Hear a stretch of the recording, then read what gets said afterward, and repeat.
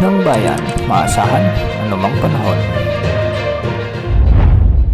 Magandang araw po sa ating lahat. Narito ang update sa lagay ng panahon ngayong araw ng Biyernes, September 20, 2024. Sa kasalukuyan ay southwest monsoon ang patuloy na nakakaapekto sa Luzon at Visayas, samantalang may minomonitor naman tayong cloud cluster sa silangan ng northern Luzon.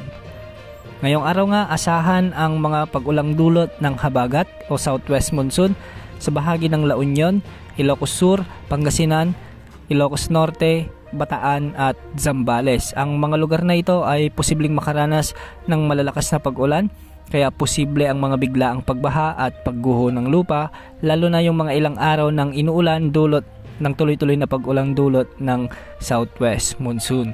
Pinag-iingat po natin ang ating mga kababayan dyan dahil posibleng hanggang weekend pa mararanasan ang pag-iral ng habagat na siyang magpapaulan sa mga lugar na ito. Samantala, magiging bahagyang maulap hanggang sa maulap naman ang mga kalangitan na may mga kalat-kalat na pagulan at pagkidlat pagkulog ang mararanasan sa bahagi ng Metro Manila, Palawan, Oriental Mindoro, Occidental Mindoro, ang buong Calabarzon at ang nalalabing bahagi ng Central Luzon. Ang mga lugar na ito ay makakaranas din ng katamtaman na kung minsan ay may mga malalakas na pagbuhos ng ulan, kaya hindi rin inaalis ang posibilidad ng mga biglaang pagbaha at pagguho ng lupa. Samantala, pagsapit naman ng hapon o gabi, mas makakaranas ng mga pag-ulan ang malaking bahagi ng Western Visayas, ang Negros Island Region, ang Central Visayas at ang Samar at Leyte provinces sa Visayas. Makakaranas din ng ganitong panahon ang nalalabing bahagi ng Luzon, kaya asahan pa rin ang mga biglaang pagbaha o pagguho ng lupa,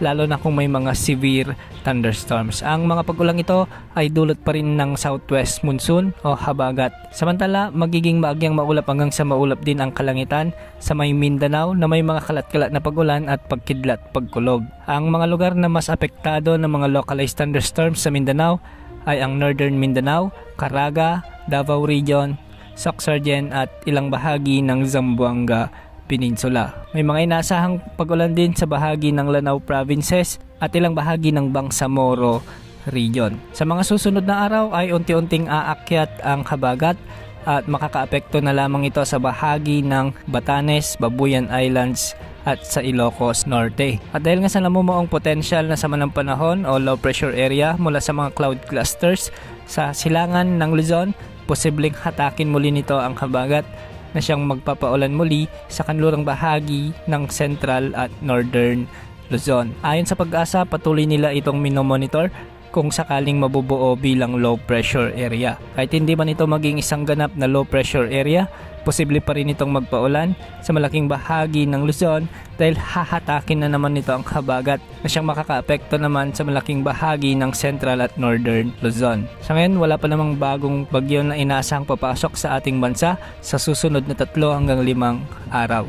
Yan ang update sa lagay ng panahon. Ito pong weather update ng bayan. Maasahan anumang panahon.